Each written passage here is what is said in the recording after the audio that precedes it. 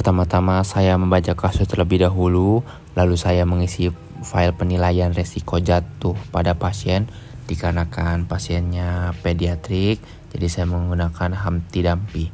Selanjutnya saya memilih gelang berwarna pink dan warna kuning. Habis itu saya mencuci tangan untuk menemui pasien dan menggunakan masker. Selanjutnya kita bertemu pada pasien anak kecil ya, berumur 15 bulan. Selamat pagi adik dan ibu, perkenalkan nama saya Damai Zulejib. Saya selaku mahasiswa Bakti Kencana University, prodi saya jurusan D4 Anestesiologi. Sebelumnya saya boleh lihat gelang adik. Untuk gelangnya itu berwarna pink, berarti menandakan anak seorang perempuan ya. Selanjutnya,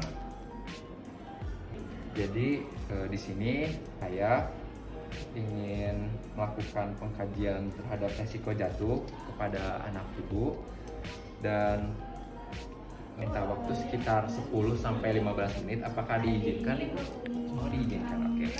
Oke adek, sebelumnya apakah pencahayaannya sudah cukup ibu? Sudah cukup. Mungkin untuk melindungi privasi adek gitu ya sama ibu, mungkin saya akan tutup tirai terlebih dahulu. Selanjutnya untuk roda sudah aman ya ibu? Sudah terpasang dengan baik ya? Sudah terpasang dengan baik dan sudah terkunci juga. Lalu sedral atau bed plangnya itu kita bisa turunin ya, karena saya akan mewawancarai adik juga dan ibu.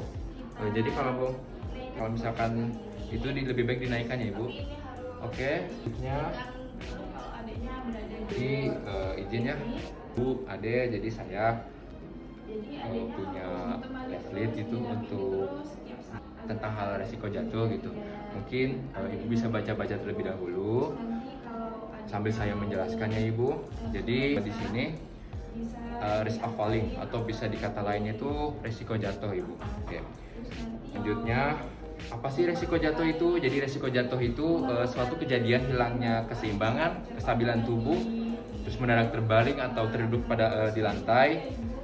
Jadi atau dengan kesadaran yang rendah, atau bisa kehilangan sadaran dan bisa lain luka juga.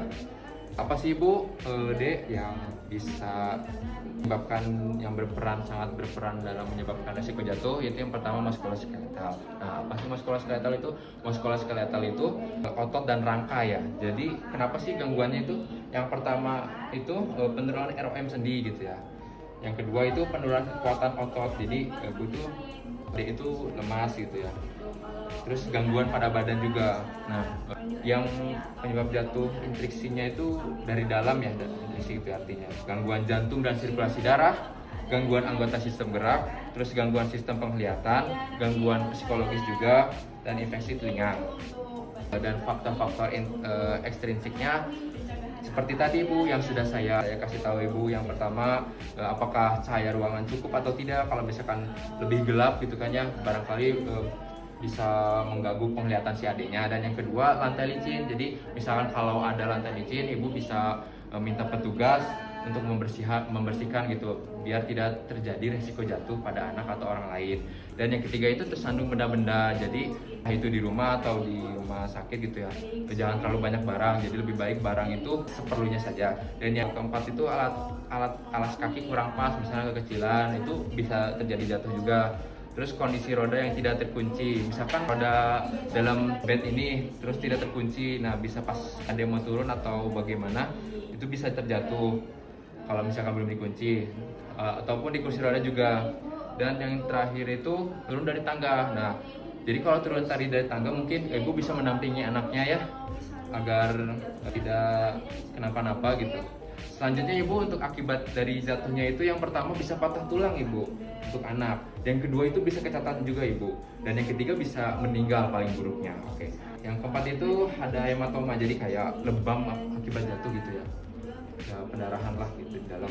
Habis itu yang terakhir itu ada rusak jaringan lunak yang terasa sangat sakit berupa seperti robekan atau tarikan otot, robek arteri atau vena. Nah, bagaimana sih Bu cara mencegah resiko jatuh tersebut gitu ya biar Ade ini tidak mengalami hal tersebut? Nah, yang pertama itu alat bantu seperti tongkat gitu ya, tongkat atau kursi roda bila mengalami kakinya itu mengalami luka bagian kaki atau bagian paha. Selanjutnya memasang bed plank ini yang tadi saya sudah beritahu ya, bed plank atau seat rail.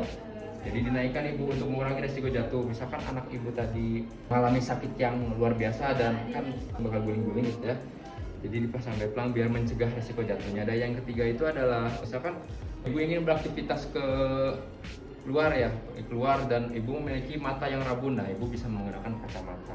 Nah seperti tadi ibu terus membersihkan lantai yang basah. Nah misalkan kalau di rumah sakit ibu bisa minta petugas, kalau di rumah mungkin kalau ada yang basah bisa dipel. Dan jangan lupa memberitahu kepada pasien ketika terjadi sesuatu, bisa menghubungi nurse station dengan segera dan ucapkan terima kasih kepada pasien atas waktunya. Tidak lupa mencuci tangan kembali dan selesai.